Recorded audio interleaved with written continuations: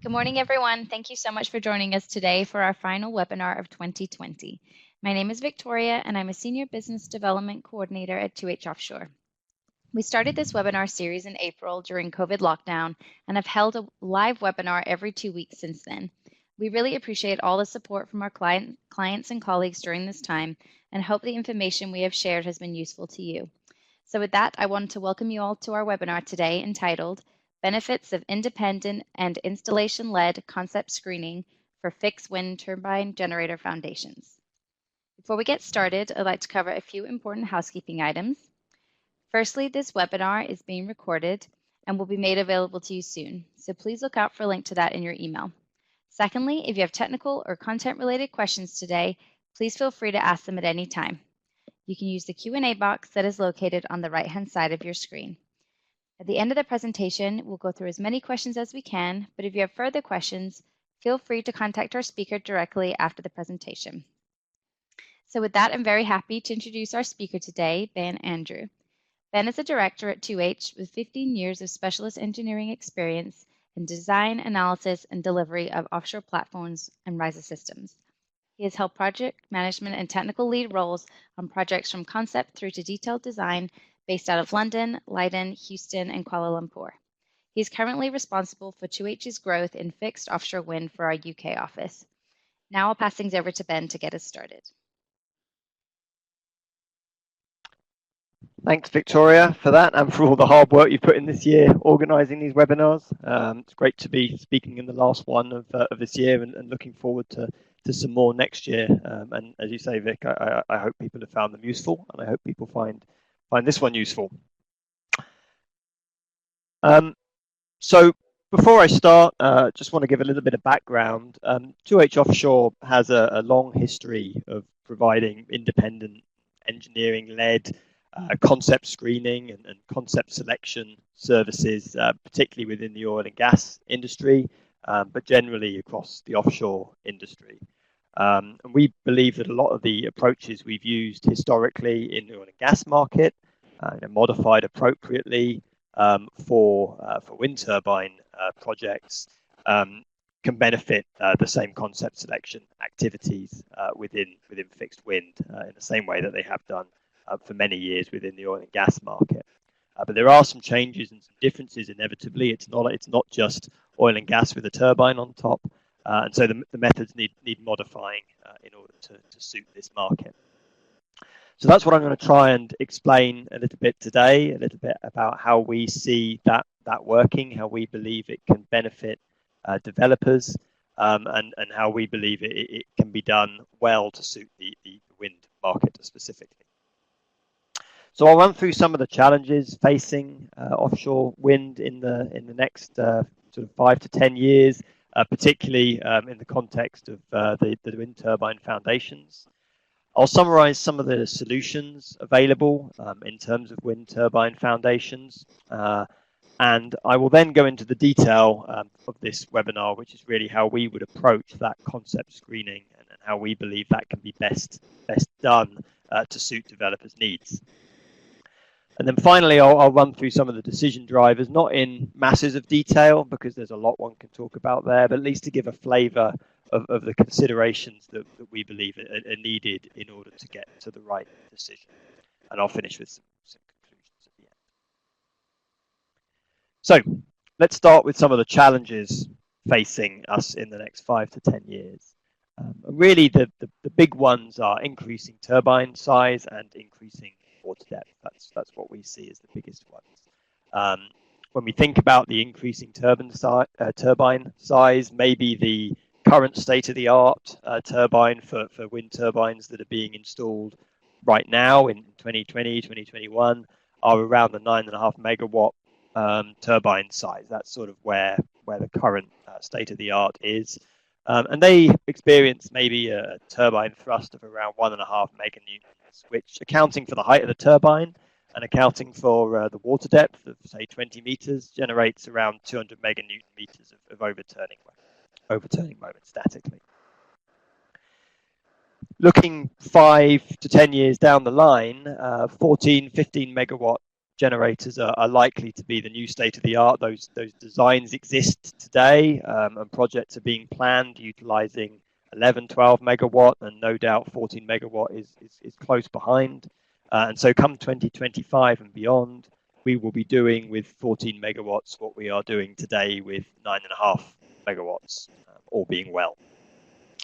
And the level of thrust doesn't scale linearly with the wattage, and then in addition, the nacelle height is increased, which generally all means that the overturning moments go up quite considerably, from maybe 200 meganewton meters for a 9.5 megawatt to closer to 500 for a 14 megawatt.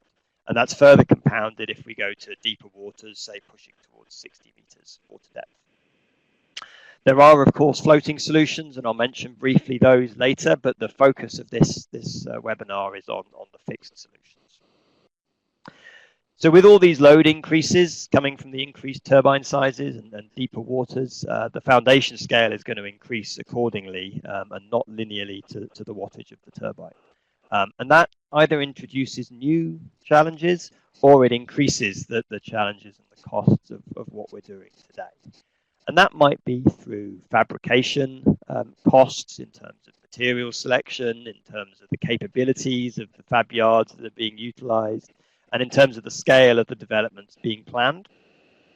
It might be through transportation and lifting operations, the size of the structures you're moving around the world from the fabrications and ports to the development location. The scale is larger, the crane sizes required are larger. And the supply chain itself is going to have to ramp up to suit those increased challenges, not least when we factor in the likely almost exponential growth in offshore wind energy production in the coming 5 to 10 years. The supply chain is going to have to ramp up in scale overall, but also for the specific foundations themselves. On top of that, we have the in-place environmental impact, and particularly the installation environmental impact as well, where hammering a monopile for a 4 or 5 megawatt turbine generates a reasonable amount of noise. The noise generation when you push to a 9.5 or a 14 megawatt monopile increases very dramatically as well. So managing that installation environmental impact is going to become increasingly important, particularly in the more mature markets around the world where they can sort of afford to worry more about those aspects. And then a sort of second or third challenge to consider is around managing the levelized cost of energy over the life of the field. Of course, the turbine itself is only one and a fairly small contributor to the overall levelized cost of energy. But considerations, again, particularly in mature markets, around integrity and operation and maintenance of that foundation, life extension potentially to extend the life of those turbine foundations and the life of the field to reduce the levelized cost of energy is all becoming increasingly important. And finally, thinking about decommissioning down the line, again, the costs of that need to be factored in. And as the scales of the foundations increase, those costs will similarly increase. So those are the main challenges we foresee in the next 5 to 10 years. It's not really anything dramatically new, but it's a major scaling up in a lot of the challenges that have existed to date. Furthermore, there's a range of solutions. So there's a whole array of different wind turbine foundation concepts that are used. We have the fixed solutions as shown on the left here, and we have floating solutions as shown on the right. And this is a generalization. Of course, there are varieties to almost all of these concepts that are shown here, but these are the main ones. So we have the gravity-based type solution, largely concrete. We have a suction bucket solution. We have monopiles, we have tripods, and we have full-on jackets, more like the traditional oil and gas jackets. And then in floating, there's a number of different solutions as well, with high-tension moorings or with catenary moorings and different types of vessel shapes, if you like, or platform shapes. Today, I'm going to be focused only on the fixed side of things. And it's worth noting as well that these different foundation types can have very dramatically different sizes and scales as well. So a monopile maybe only has a footprint area of 100 square meters for a large diameter monopile. A jacket maybe using smaller diameter piles around 3.5 meters for the sake of argument, but may have footprints of 700 to 1,000 square meters on the seabed, similar to a tripod or a quadrupod type solution. Going beyond that, we get to the suction buckets. These are broadly similar. The monopile suction bucket solution has a larger diameter, of course, to support the shallower foundation. The jackets are broadly similar, but again, their individual suction buckets are larger diameters, so they have a slightly larger footprint. But beyond that, you have the gravity-based type of solution, which, while simple conceptually and relatively easy to fabricate, has a huge footprint area, particularly in deeper waters with larger turbine sizes of maybe 2,500 square meters. So clearly the impact of these different concept selections on installation, on transportation, on fabrication, and on how they behave in place and interact with the geotechnical conditions vary hugely across the array of concepts.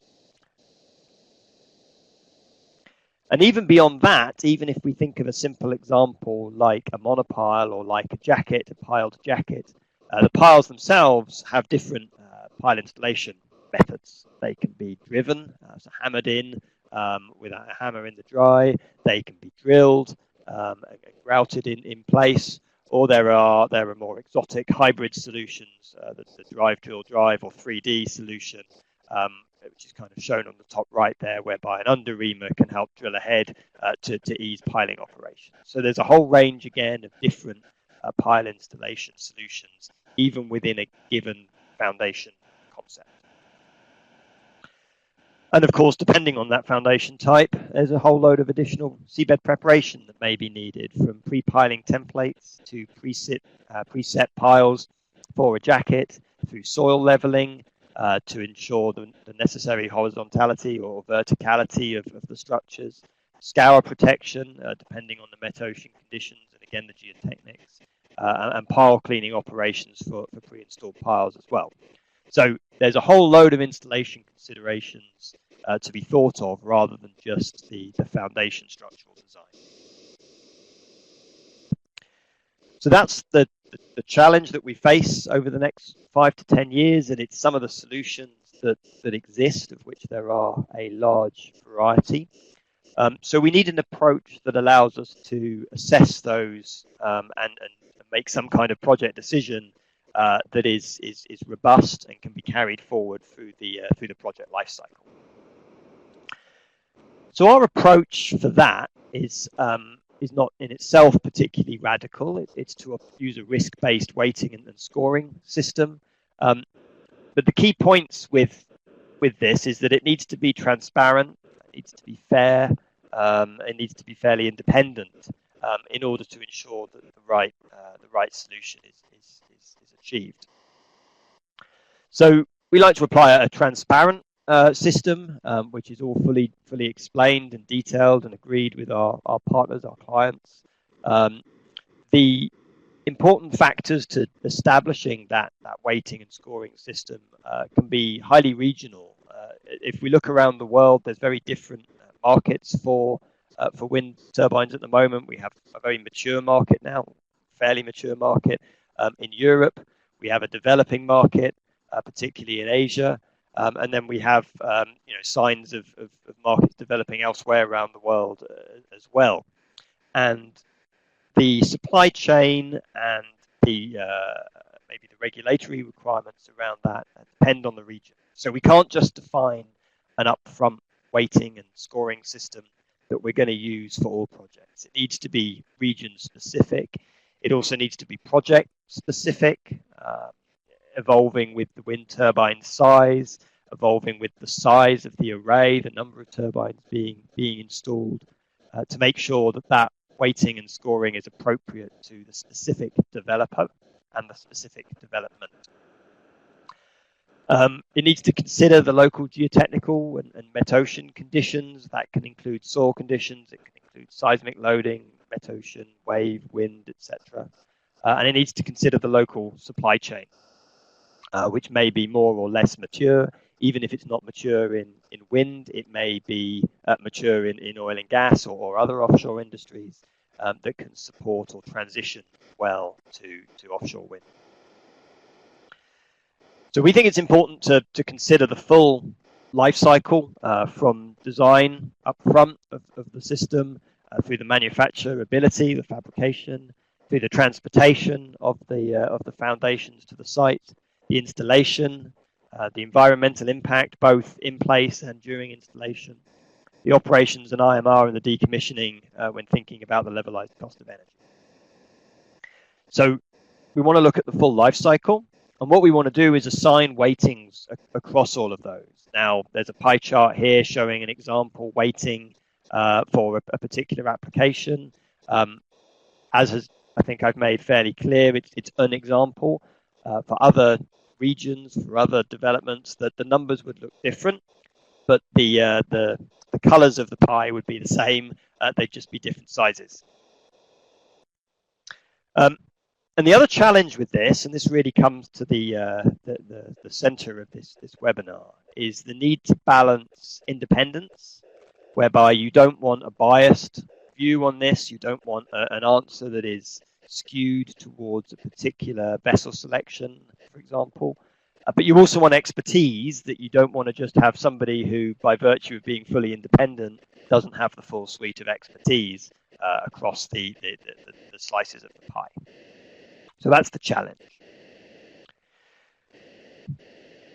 I've mentioned some of this already, but to kind of highlight the importance of the project and regional considerations when coming up with the scoring, we could highlight a few things. Within regulations, an example might be noise level. Another one might be decommissioning requirements. There are regions of the world where decommissioning is a case of cut it off at the mudline or slightly below. There are regions of the world where artificial reefing is acceptable and regions where it is not. And there are regions of the world where they expect to see the full structure decommissioned, even including below mudline. Looking at levelized cost of energy, the price of energy is not the same in every region. There's different structures around tariffs and different structures around government support. So the levelized cost of energy may be more or less important in different regions, particularly in mature regions. It tends to be more important. And that can drive the relative importance, as I say, of operations and IMR and of decommissioning, and maybe even of the lifetime of the development, how long we need to design it for. So in different regions, those items will be more or less important. And as mentioned, supply chain maturity and local content as well can be important. Some regions are going to require more local content than others, and others are going to require or have more mature supply chains. And that can run across fabrication yards, it can run across transportation vessels, and it can run across installation spreads. So how do we do it? Well, we start with a list of concepts covering the full range that I've presented. So that's the full foundation structure, monopile, jacket, gravity base, looking at the seabed interface options, pile, suction bucket, gravity base, and looking at the installation method as well for those piles, drill, drive, 3D, suction, etc. So it's really looking at all the variety, and actually there's a high number of different concepts that can be selected between. We often need to look at zoning. It may be that a particular development covers a wide range of water depths, and they may have a wide range of geotechnical variability as well, from clays to rock to river deposits or whatever it may be, that will drive the selection of the seabed interface. And the array layout may or may not be relevant. We generally don't include that to any great extent at this stage. We're really looking at what the appropriate foundations are across the full footprint of the development region block. And based on all that, we define the weighting for the specific project as well, and we focus on what matters for that specific development or region, and that's done in discussion with the developer to establish an agreed range of weightings. Once all that groundwork is done, we're able to then score the concepts. And this is, of course, where the expertise comes in to be able to get that scoring realistic, such that when they are multiplied by the weightings for each of those different concepts, we get a useful answer. So we do that based on a mixture of in-house knowledge and experience, but we also leverage group company expertise and consultants for this, where we have any gaps within 2H, and I'll mention that a little bit more on the next slide. And our aim here is to avoid bias, and we think we've got a good balance of expertise through leveraging our group company expertise, but also independence through being an engineering focused consultancy rather than having our own vessels or our own hardware or equipment that we're trying to sell. So once we've got all that, we take the scores, we apply the weights, and we summarize. So there's columns for each of the different concepts, of which I've only shown maybe 6 here. In practice, there were generally more. And we have rows for each of the criteria with that example weighting that will vary based on the application. And you multiply it all through, and you come up with your summary. And it may well be that you don't simply choose the best and run with that. You maybe choose the top 2 or 3, and you work a little bit more detail on the foundation design there as a pre-feed or an early engineering type scope to feed through to the next phase of the project. I mentioned leveraging group expertise. Just briefly, we're lucky in that we've got a load of sister companies and friends that can support us in a lot of this work, where the expertise is better than within 2H itself. Maybe most importantly, that's through things like installation, where we've got experience of the drilling operations, the driving operations across monopile and jacket type solutions, through MENC and LDD and grouting operations through core. We've got dedicated geotechnical expertise within our 2H itself, but furthermore within UTEC Geomarine survey operations as well. Integrity management expertise built up over many years through the oil and gas industry particularly. Whether that be inspection or corrosion or monitoring services, and design and transportation and decommissioning services as well through the likes of 2H, Intermore and Action AIS. So across our group, we have a lot of this expertise that we can draw on while maintaining what we believe to be a good level of independence in coming to conclusions. So that's what we're aiming to achieve. I've listed 7 different areas that we want to score. So let's dive into those in a little bit more detail now, one by one. So if we start with design, maybe the most obvious to those of us that are engineers, is getting the structural design of that foundation right. That's getting the dynamic response correct in terms of its fatigue performance, its strength and stability on bottom, and also the interaction with the turbine itself, the 1P and 3P modal frequencies, for example, to ensure that we have a robust structural design. Of course, the structure itself interacts with the ground, with the geotech, and that may both be in terms of the information that's required, the survey requirements, to understand the soil conditions, the depth to which that's needed, the type of parameters that are needed to suit the design work. But then it's the soil response itself, robustness to cyclic loading, seismic events potentially, particularly when we start looking at the Asian market, scour behavior, as well as the fundamental design aspects around overturning resistance and on-bottom stability. Technology readiness level of the technology, either as a general principle or in line with developer requirements, looking both at the geotechnical conditions, the metocean conditions, and the region in particular, to understand how mature that particular design is for that sort of application. And then its interfaces and how it ties in with the array layout and any particular concerns or risks associated with that. So what we're really trying to do is identify those key risks that may affect that particular foundation choice. So as a typical weighting, this would probably be a medium weighting. It might be higher. It may be in more immature markets where the IMR starts to play into the design a little bit. But as a general rule, starting point, we would typically weight this as a sort of medium. We then lead on to manufacturability, and particularly for larger size turbines, this is key because the scales start to get much more challenging. And it would cover fabrication methods, key processes that are required, the facilities and equipment that are required. Cover the duration to manufacture that foundation, which of course affects delivery time and storage costs. And we'd look at ability to parallelize activities, make it really a production line, if you like, of these to account for the scale of the turbines.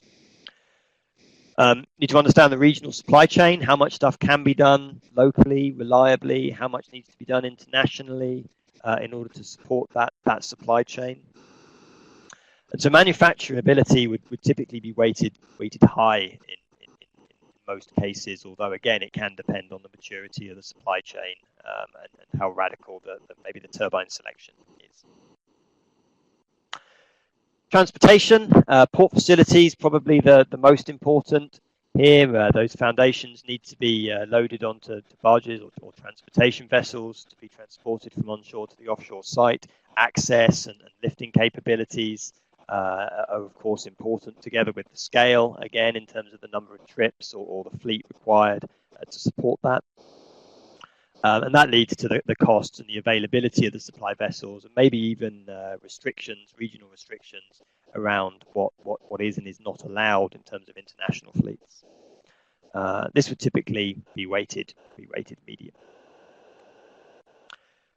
And then we get on to installation, which I think is one of the most important. And for this one, seabed preparation is one consideration around the requirements needed for dredging and disposal of materials to prepare the seabed, the equipment needed in terms of its complexity, the systems integrated with it, its availability both in general and regionally, its track record, again in general and for the particular sizes and scales being looked at, and its robustness, so reliability offshore during operations, the chance of downtime and waiting on weather and so on as well plays into that.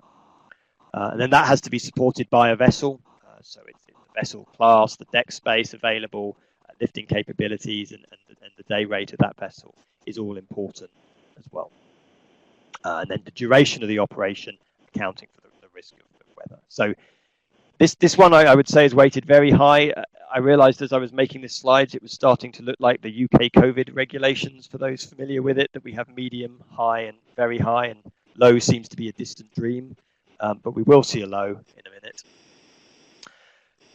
Returning to environmental impact, this is a key one for the in-service aspects. It's really around the footprint. I mentioned earlier, huge variety in the size of the footprint of these turbines, particularly for the gravity-based solutions, and how it impacts the water flow, particularly in regions with, for example, river estuaries. That can be important. Tidal behaviour, etc. Understanding the impact of the footprint on the flow of water for the lifetime of the field is important.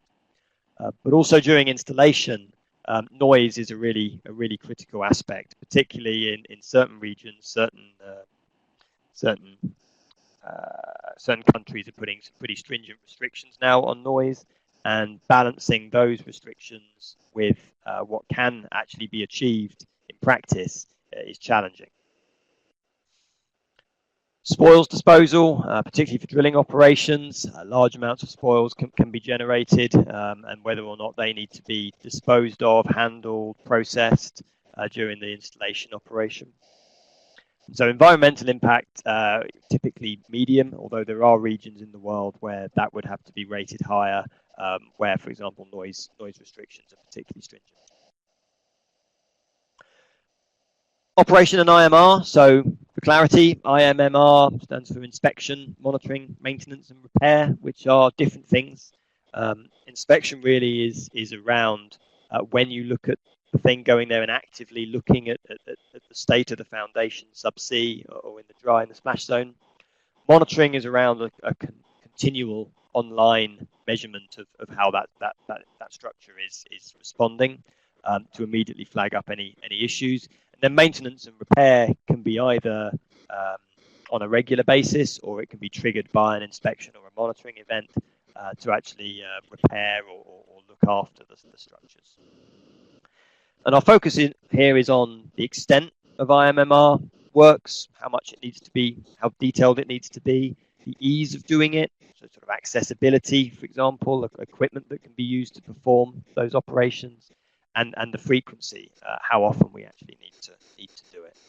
And for this, we build on extensive experience in other offshore industries, and there's a lot of overlap here for the foundation in particular.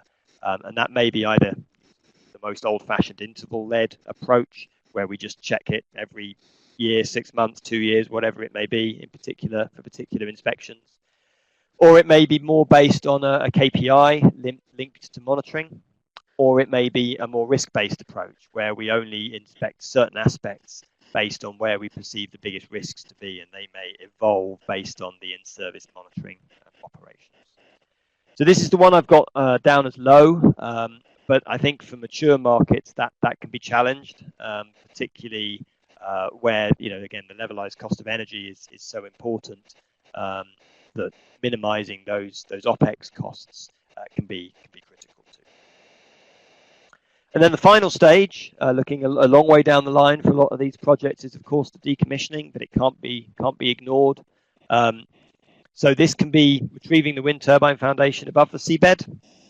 It may, in some regional cases particularly, include removal of the structure below the seabed, which is a major feasibility question. And then it may involve reinstatement of the environmental baseline, so remedial works to put the seabed back to something more familiar with what it was at the start of the project. So this we've got as medium. There are regions in the world where it might be higher than that. There are regions of the world where it may be lower, but we'll go with medium now. So that really runs through all the different areas that we look at and some of the considerations we give to each of those. So in conclusion, we have maybe 7 different areas that we want to look at to understand the full life cycle of the wind turbine foundation, from design, manufacture, transport and installation, the operations and IMR, the decommissioning, and the environmental impact along the whole life cycle of that project. And to really weigh those up, we believe that it's best to have a balance of independence, being agnostic to the vessel, being agnostic to the fabrication, but at the same time having the expertise to review those aspects.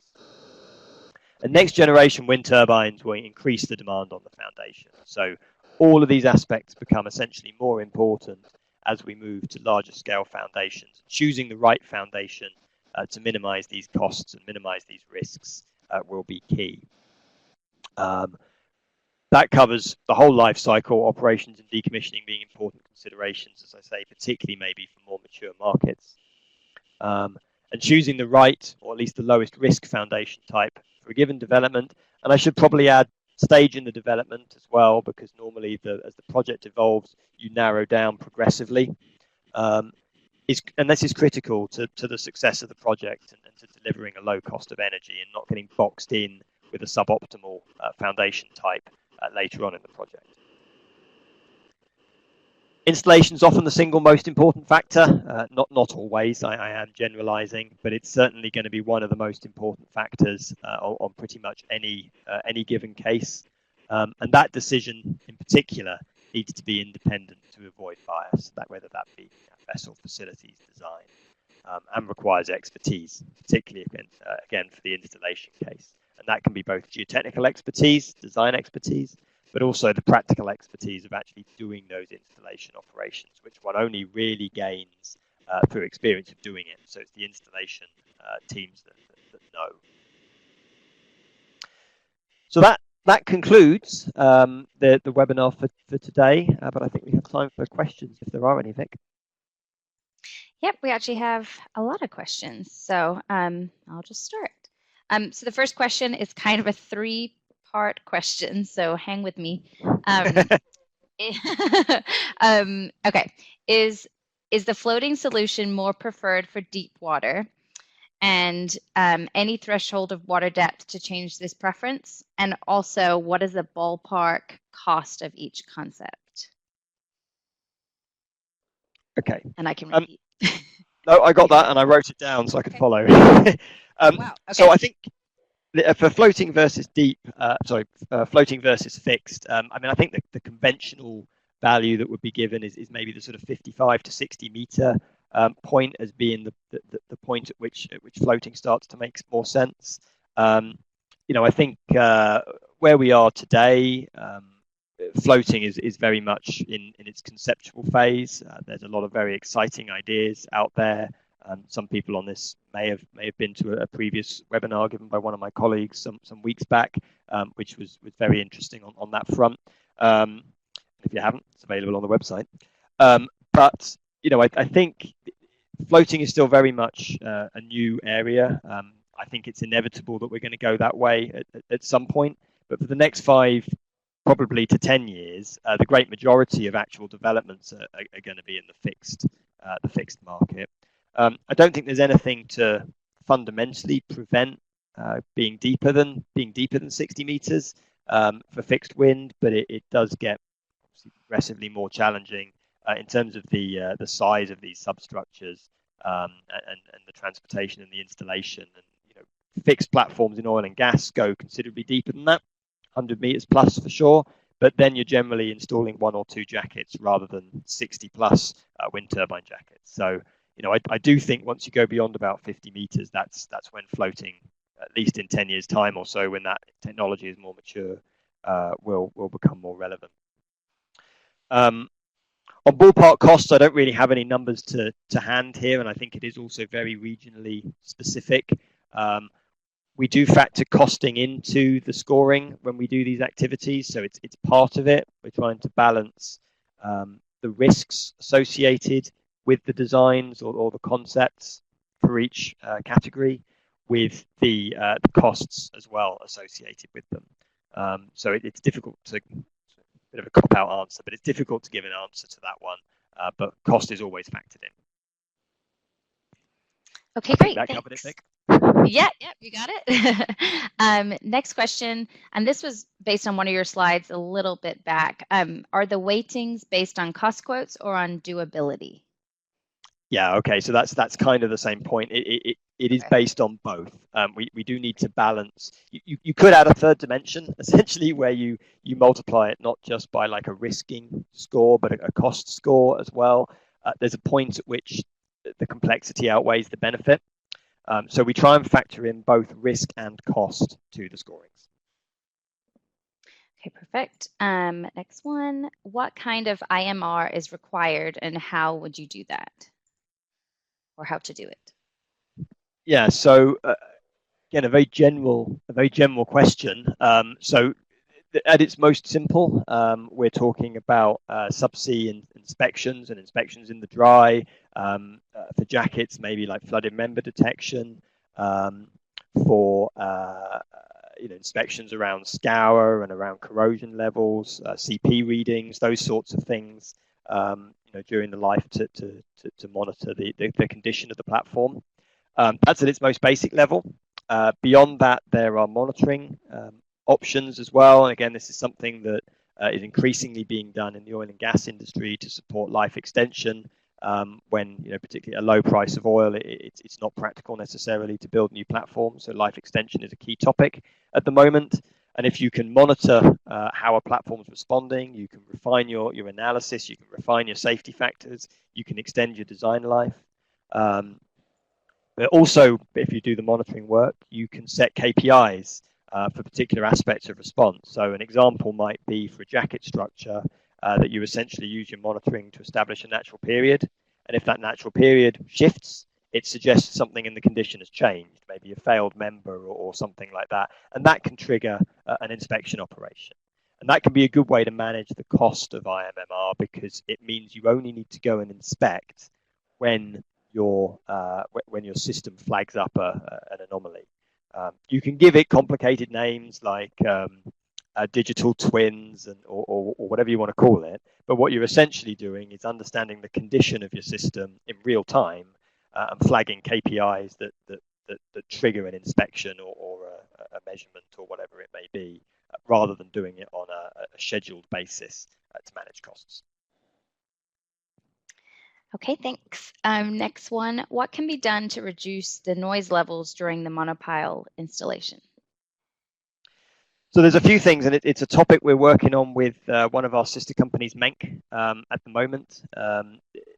It's difficult, of course, because ultimately the bigger the pile, in simplistic terms, the harder you've got to hit it, and the harder you hit it, the noisier it is. And you kind of can't get away from that.